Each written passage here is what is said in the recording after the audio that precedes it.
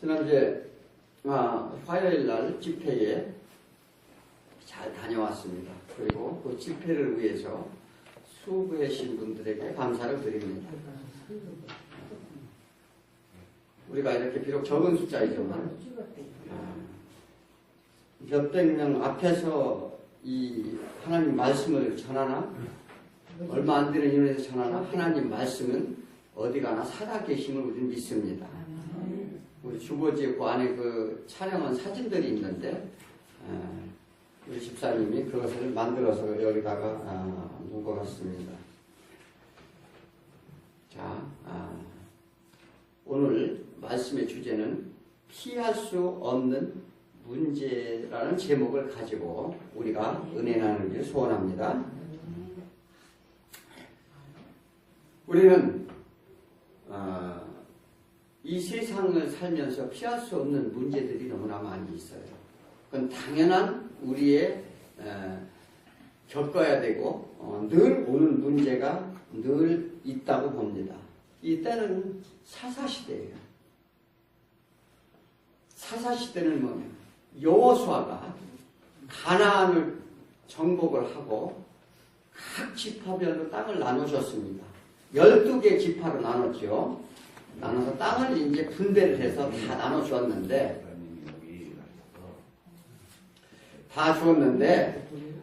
그 땅이, 그들은 잘 관수하지 못했어요. 그리고 여호수아가 가나안을 다 완전히 정복을 하지 못한 채 12지파에 나눠주면서 각 지파별로 자기가 번안된 땅들을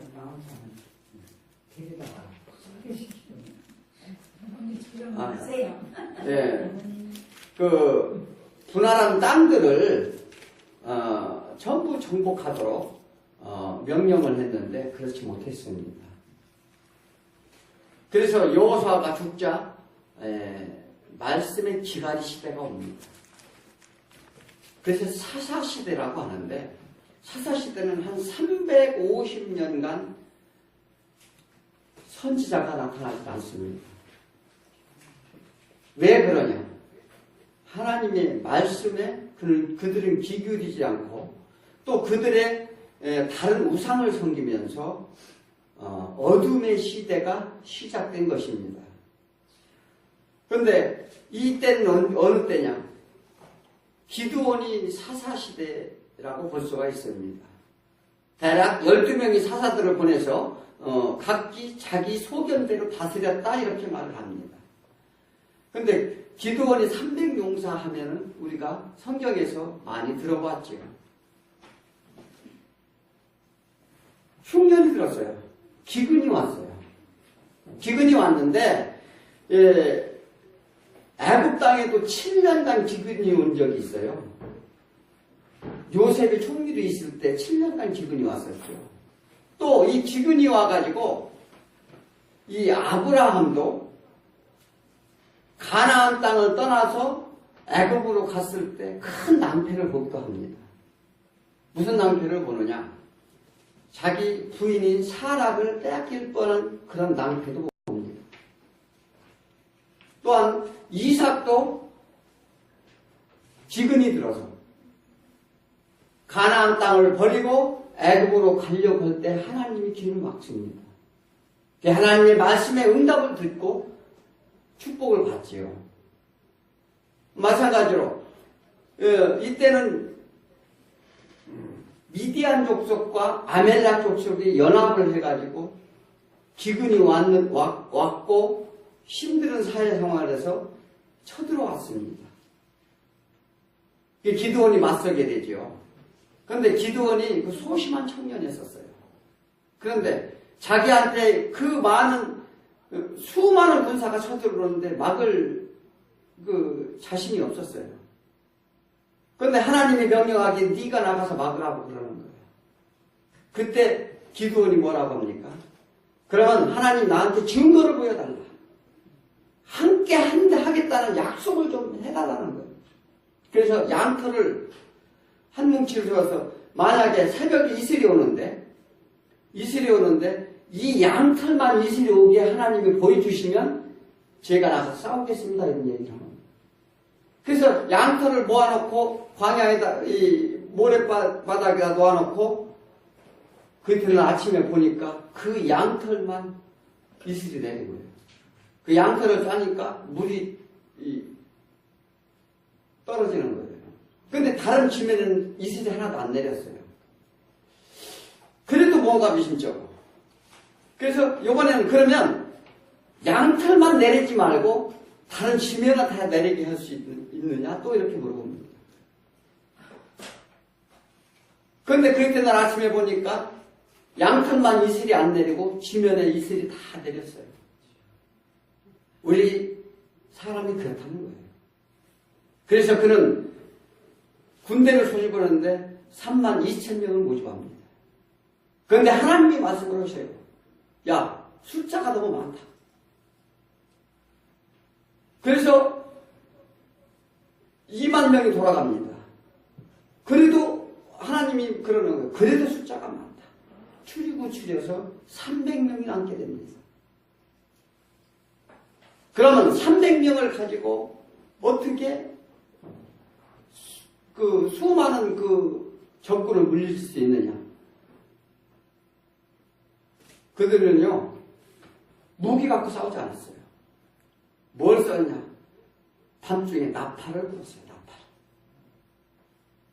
이게 나팔 불 때, 나팔을 분다는 것은 하나님이 오신다는 거예요. 그는 밤중에 느닷없이 나팔을 불면서 그들이 혼비백산에서 서로 자기네들끼리 싸워서 죽었다고 했어요. 아수라장이 돼가지고. 그래서 물리칩니다. 그 시기에 이 한 가정이 나옵니다. 오늘 주인공은 룻과 나오미, 또 그리고 오르바. 이 세 명이, 원래 룻기서는 이 보아스와 함께 4명이 주제로 나옵니다. 한 가정 이야기인데, 이 가정 이야기를 왜 하느냐? 성경이 지면이 부족해서 이 가정 얘기를 하는 게 아닙니다. 아브라함의 태초일에 아담과 하와를 만드시고 이 가인과 아벨이 났어요. 가인의 범죄 이후로 이 세상은 고난이 왔지만 하나님은 이 가인과 아벨의 족속을 따지지 않고 다시 자녀를 낳는데 셋을 낳았어요. 셋. 그 셋을 통해서 족보가 내려옵니다. 그러면서 아브라함이 또 이스마엘을 낳았죠. 이스마엘을 낳고 이삭을 낳았는데 많은 사람들이 있었어요. 이 지상에는 많은 사람들이 있었지만 이 성경의 주제는 뭐냐면 이 하나님의 예수 그리스도에 오는 혈통의 얘기를 하는 거죠. 그 얘기를 하고자 오늘 이 나오미의 가정의 얘기가 나오는 것입니다.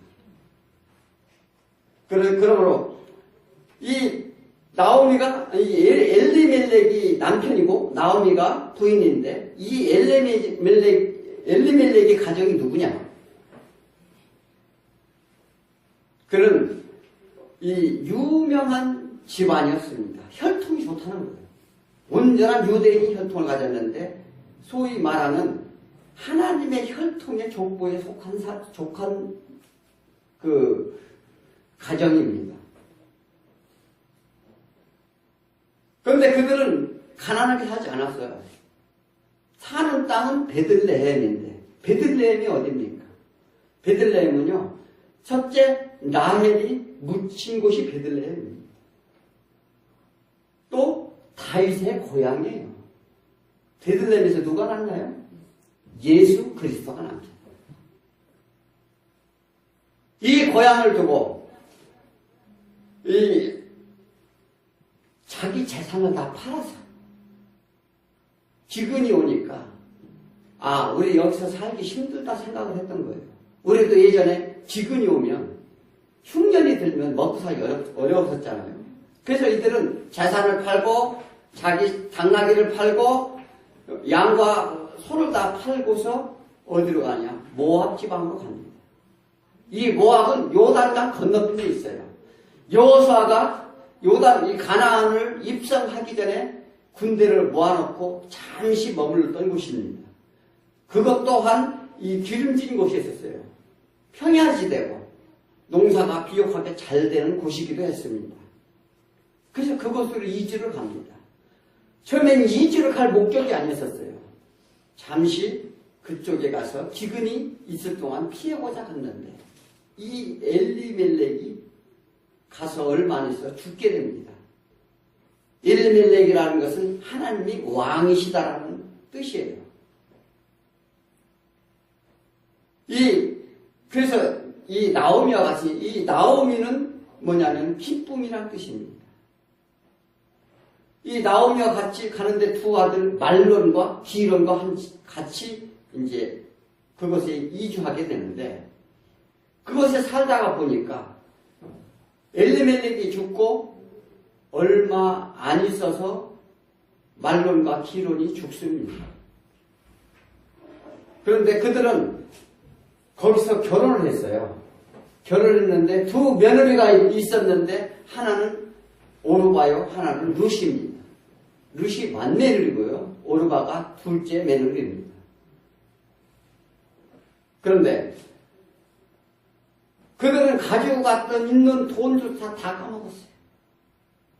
그 빈 털터리가 되고 남편도 죽고 아들도 죽고 이제 세 과부만 남게 됩니다. 그런데 이 나오미는요, 그래도 며느리들과 사이가 굉장히 좋았어요. 자기 딸들같이 여겼고 그들을 긍휼히 여기는 마음이 있었어요. 또한 며느리들조차 시어머니를 잘 따랐습니다. 어떻게 보면은 인간적으로 볼 때는 굉장히 그래도 가정적으로 다복한 집안이었는데 문제는 남자들이 다 죽었다는 거예요. 그들은 이방인들이 과부만 남았을 때는 이 땅도 소유할 수가 없습니다.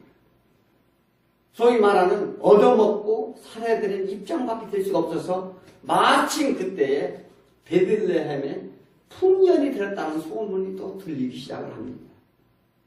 그때 나오미가 깨달은 게 있었어요. 이제 돌아가야 되겠다. 돌아가야 되겠다고 깨달았는데 뭘 깨달았느냐? 하나님께서 여호와의 손이 나를 쳤다는 거예요.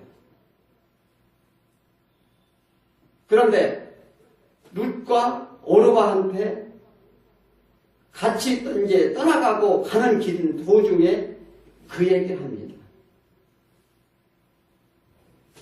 너희들은 아직 젊으니 나는 아무것도 없이 고향 땅에 돌아가 본들 누가 반기겠느냐. 먹고 살 것도 없다.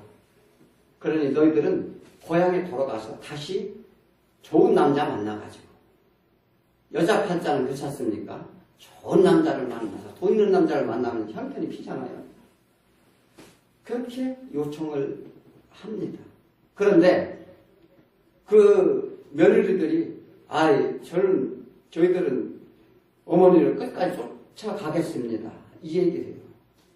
그런데 사실은 이 나오미와 엘리멜렉이 신앙을 가지고 있는 사람이었어요. 그래서 늘 그 모압에서 10년간 살 동안 하나님 얘기를 늘 했습니다. 며느리들한테. 그 며느리들은 다른 우상을 섬기던 사람들이었어요.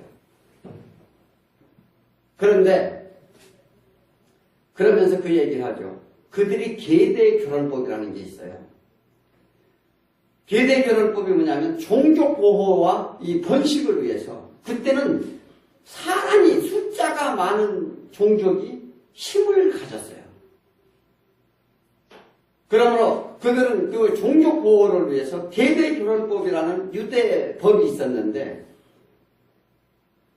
남편이 죽으면 시동생한테 시집갈 수가 있었고 또 그 밑에 다른 동생이 있으면 그를 시집을 갔어야 돼요. 그래서 다른 데로 종족 번식의 유출을 막는 방법이었는데 그런데 둘 다 죽었어요. 그런데 너희들을 이제 내가 늙어가지고 아들을 낳을 수도 없고 또 아들을 지금 내가 당장 남편을 얻어서 낳는다고 하더라도 걔들이 언제 커서 너희가 남편이 되겠느냐. 그러니 돌아가라. 이 얘기를 합니다. 그런데 룻은요, 이 신앙 고백을 해요. 이 어머니 백성이 나의 백성이 되고 어머니 하나님이 나의 하나님이 되시겠다는 그러한 이 신앙의 고백을 하게 되는데, 그래서 어머니를 끝까지 쫓겠다 쫓아옵니다. 그래서 이 오르바는 눈물을 흘리면서 시어머니를 떠나갑니다. 그동안이 많은 정이 들었겠지요. 오늘 그러한 주제를 가지고 이 룻기가 시작이 됩니다. 우리가 이 사는 동안에 문제가, 이 피할 수 없는 문제가 있는데 뭐냐면, 이들의 문제는 뭐냐면 기근이었다는 거예요. 기근이 왜 옵니까? 비가 오지 않고. 그게 농사가 안 되는 거죠. 그게 먹고 살 것이 없다는 것입니다. 그래서 우리는 이러한 기근이 언제나 우리한테 온다는 거예요. 그래서 그로 인한 이 인생이 저마다 문제를 떠안고 우리는 살게 된다는 것입니다. 이것이 우리의 고통이요 문제의 인생 길이라고 볼 수 있습니다. 이 문제로 인한 삶의 역은 잃은 자도 있고 또 두렵고 떨리게 이렇게 두려움을 갖는 사람도 있습니다. 또 그것을 극복하려고 노력하는 사람도 있습니다. 이 같은 문제나 어떤 이는 깊은 고민에 빠지는 사람도 있죠.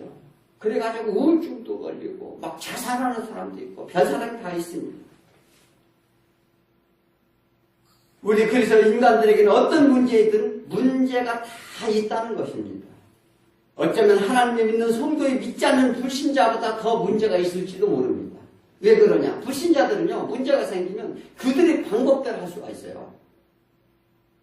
악한 자들은 악으로 해서 남의 것 뺏어올 수도 있고, 그래서 문제를 해결을 해요. 그러나 믿는 사람들은 그렇게 하지 못하기 때문에 더 큰 고통이 따를 수도 있다는 겁니다.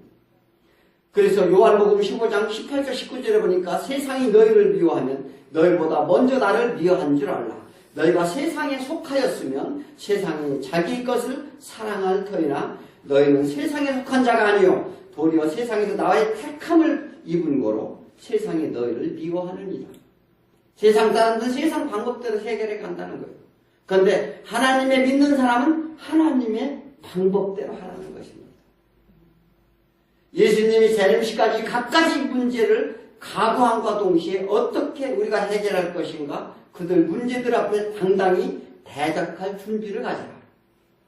믿음이 고백이 되었는가 우리는 묻고 있는 것입니다.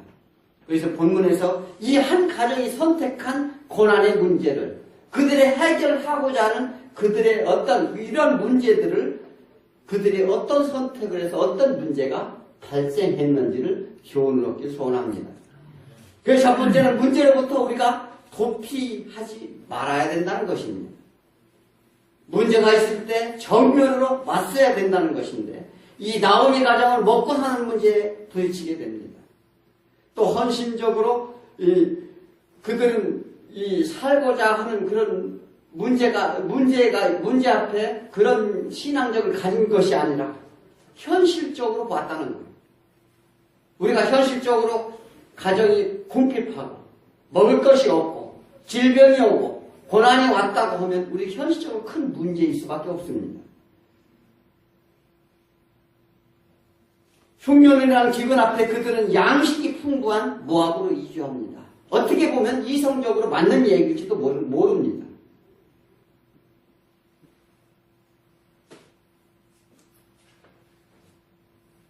이것이 무엇이 문제가 되느냐? 우리는 반문할 수도 있다는 것이죠. 또 우리가 당연하다 여길 수도 있다는 것입니다. 그러나 그 이주 문제 자체에 대한 것이 무엇이었느냐? 그들은 도피하고자 했다는 것입니다. 문제 앞에 도피한다는 것입니다. 아까 말씀드렸죠?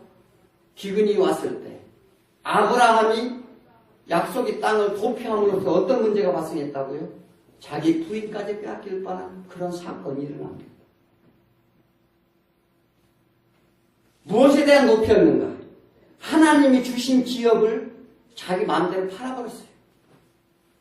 하나님이 맡겼어요. 이 가나안 땅은요, 젖과 꿀이 흐르는 땅으로 내가 너희를 인도한다고 했는데, 그것은 뭐냐면, 아까 기드온이 그 300명 사가지고 10만이 넘는 군사를 물리친 이유가 무엇입니까?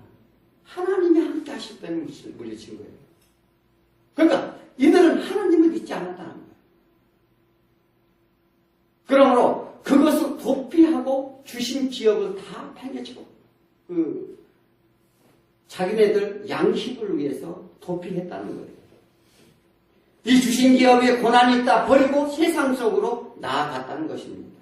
우리도 마찬가지예요.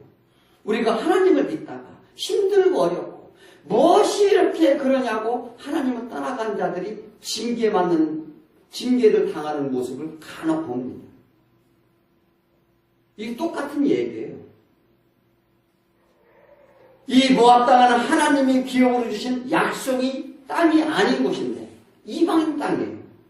그런데도 불구하고 하나님이 주신 땅을 버리고 내팽개쳐 버리고 그들은 현실적인 문제만 가지고 세상 속으로 갔다는 것입니다. 하나님이 주신 소중한 기업을 팔아 없애고 모압으로 간 것은 문제의 본질을 모르기 때문에 하는 거예요. 우리는요, 문제가 있을 때 본질이 있다는 거예요. 원인이 있다는 거예요. 원인이 있으므로 우리는 문제가 발생을 하게 됩니다. 하나님의 뜻을 따르는 성도가 문제 해결할 의지도 없이 도피하는 것은 대단한 불행을 가져오겠다는 하나님의 메시지입니다. 다윗 왕이요, 사울이 핍박을 했을 때 어디로 도망가냐면 블레셋에서 도망갔어요. 그 왜? 두려워서. 현실이 어려우면서 죽을 것 같으니까. 그런데요, 블레셋에 도망가서 어떤 문제가 발생하느냐? 가족이 전부 잡혀가는 불행을 맞이하게 됩니다. 하나님의 백성은 하나님의 떠나면 안 된다는 거예요.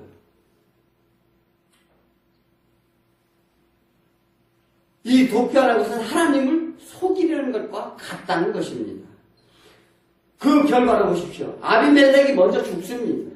또 그리고 두 아들 말론과 기론을 연약하다, 이런 뜻이에요. 그러니까 건강도 그렇게 튼튼하지 못했던 것 같아요. 말론과 기론이 10년도 안 돼야 죽게 됩니다. 이 천상과부 3명만 남게 되는데 참으로 참담한 가정의 몰락을 가져온다는 것입니다. 그들은 가지고 왔던 모든 재물, 이것을 다 탕진하고 정말 가진 것이라면 이제 나라를 곱지만 하나 들고서 고향 땅으로 이게 되돌아오는 장면입니다. 소크라테스가 말합니다. 인생의 시초는 곤란에서 온다는 것입니다. 그러나 성실한 마음으로 물리칠 수 없는 곤란은 없다고 말합니다. 또한 철학자 세네갈이 말했어요. 불은 쇠를 단련시키고 역경은 강한 사람을 단련한다 말합니다. 우리가요, 역사 이래로 왕이 됐다든가 이 세상을 일으킨 사람들은요, 연단이 없는 사람이 하나도 없었어요. 그런데 그들은 연단에 온 것을 도피하지 않았다는 거예요. 그걸 다 인내하고 극복한 자가 이 세상 가운데서 승리를 한다는 거예요. 그런데 우리는 조금 힘들다고, 조금 뭐하다고 그렇게 하지 말라는 거예요. 하나님은요, 그러한 것을 시키는 이유가 있어요. 그것은 우리를 연단시켜서 크게 쓰시려고 하신다는 것입니다. 그런데 하나님을 믿고 그분이 보호하는 있는 우리들이 무엇이 두렵다고, 조금 곤란이 온다고 하나님을 외면하는 것입니다. 힘들고 어렵다 포기하지 마시길 축원드립니다. 네. 우리가 당면한 문제는 야곱과 같이 천사, 야곱이 있죠. 되돌아올 때 형이 무서웠어요. 400명이 칼을 들고서 나를 죽이러 온다는 소리를 듣고 두려웠어요. 그래서 그는요, 하나님과 씨름을 했어요. 살려달라고. 저 형의 마음을, 완약한 형의 마음을 유하게 해달라고. 그래서 밤새 씨름을 해서 환도뼈가 부러지도록 하나님과 씨름을 해서 이겼습니다. 우리가 그런 신앙에 이 고백이 있어야 된다는 거예요. 그렇게 하나님과 맞서 싸울 때 해결의 열쇠가 있다는 것입니다. 그래서 이스라엘이라 죽는 나의 백성이라 그 문제를 능히 해결케 하시는 하나님의 계심을 우리는 믿어야 됩니다. 두 번째는 문제의 본질을 우리는 잘 파악해야 된다는 것입니다. 어느 사람이 교회에 왔는데 무엇을 하는 사람은 양조장을 하는 사람이 있었어요. 옛날에 양조장하면 돈 많이 벌었죠. 양조장하는 사람 대부분 부자였습니다. 그 막걸리를 만들어가지고 시골에 면에는 하나, 이런 도시에는 동네에 하나씩 양조장이 있었는데 그게 하나님을 찾아서 교회에 왔어요. 그런데 신앙생활을 가만히 하다가 보니까 내 직업이 문제가 되는 거예요. 술을 팔아서는 안 될 것 같아요. 자, 그러니까 목사님한테 물어봤어요. 목사님, 제가 신앙생활 하다 보니까 처음엔 몰랐는데 이게 양조장 이게 술 팔아서는 안 될 것 같습니다. 어떻게 했으면 좋겠습니까? 그러니까 목사님이 뭐라고 하냐면 그러면 양조장을 파십시오. 이렇게 얘기를 했어요. 가만히 생각을 해보니까 이게 이제 양조장 파는 문제가 쉬운 문제가 아니지 않습니까? 그런데 기도를 하니까 무슨 생각이 드느냐면 목사님한테 다시 찾아와서 뭐라고 그러냐면 제가 기도를 해보니까 파는 것도 좀 문제가 있을 것 같습니다. 그러니까 그러세요? 무엇이 문제일 것 같습니까? 그러니까. 만약에 내가 양조장을 지금 판다고 하면 그 사람 또한 술을 만들어서 팔 거 아닙니까? 그래서 하나님을 온전히 붙잡으려면 양조장 문을 닫는 게 나을 것 같습니다. 그래서 그 양조장을 문을 닫았다는 거예요. 이런 신앙의 결단이 있었다는 것입니다. 그는요, 그렇다고 양조장 문을 닫아가지고 그 사람이 그러면 먹고 살 게 없었을까요? 그렇지 않다는 거예요. 그는요, 하나님의 지혜로 다른 사업을 벌여서 양조장보다 훨씬 많은 돈을 벌었다는 거예요. 예, 하나님이 중심이 있는 자는 하나님이 지켜주신다는 것입니다. 문제의 본질을 우리는 그래서 알아야 된다는 거예요.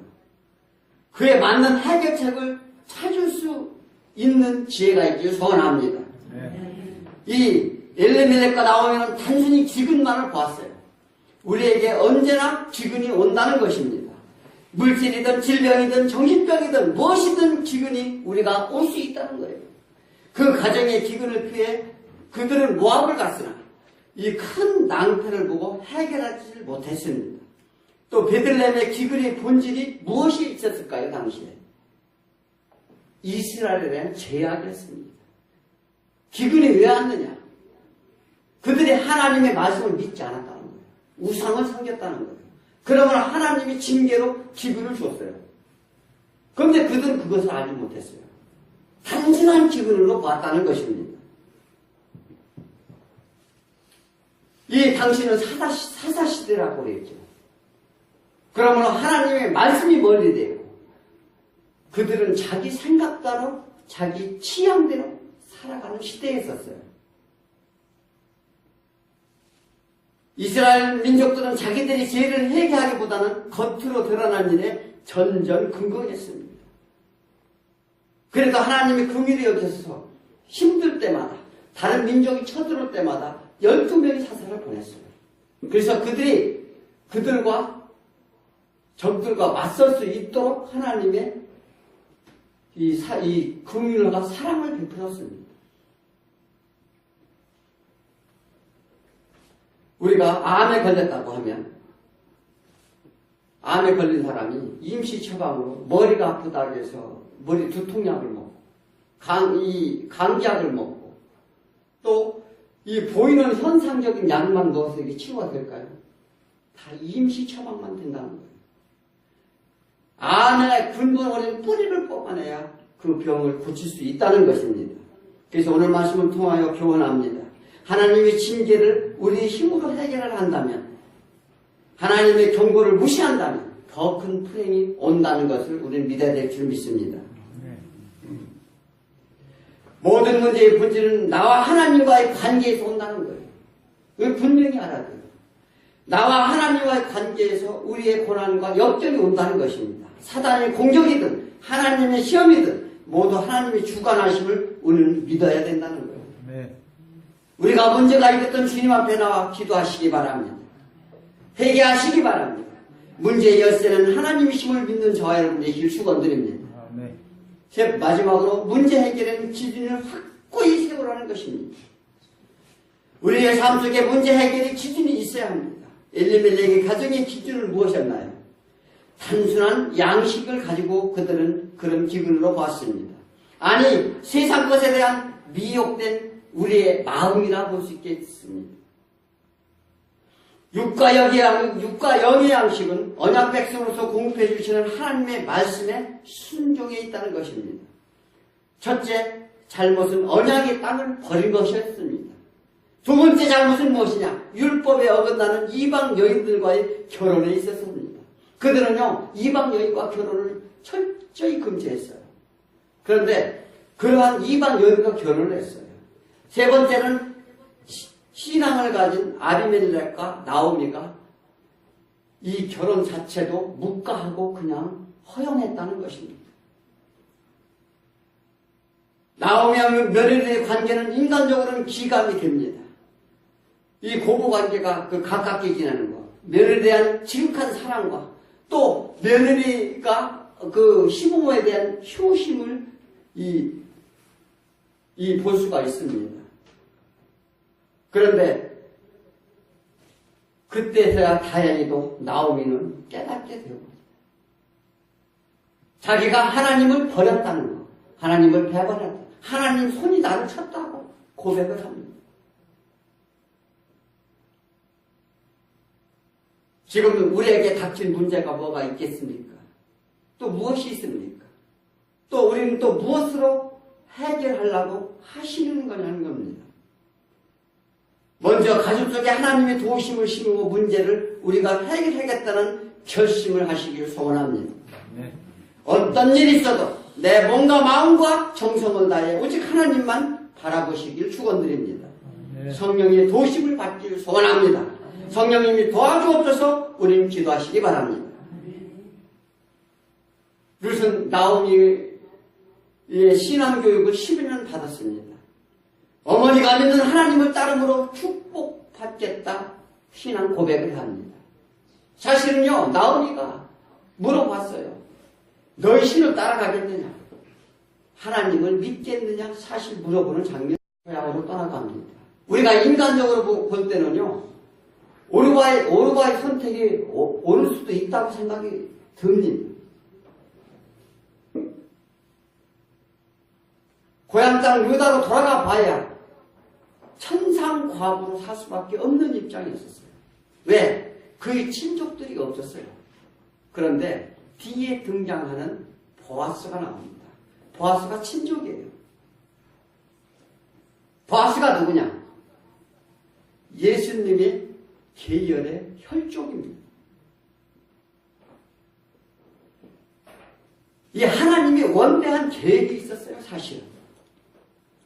그래서 고엘법이라고 하는데, 고엘법이라는 유대 전승의 고엘법에 의해서, 전통에 의해서 보아스와 나오미가, 룻과 이제 결혼하게 되는 장면이 나오는데, 이것은 철저한 하나님의 계획 속에 있었습니다. 그래서 첫째는 룻이 신앙의 결단을 했다는 거예요. 하나님을 붙잡았다는 것입니다. 우리는 이 룻이 차후에 누가 되느냐? 다윗의 증조 할머니가 됩니다. 이 축복의 길을 가게 되지요. 우리가 그래서 어떠한 힘들고 어려웠을 때 보이는 현상을 쫓지 말고 하나님을 쫓는다면 이러한 축복의 길이 열린다는 것입니다.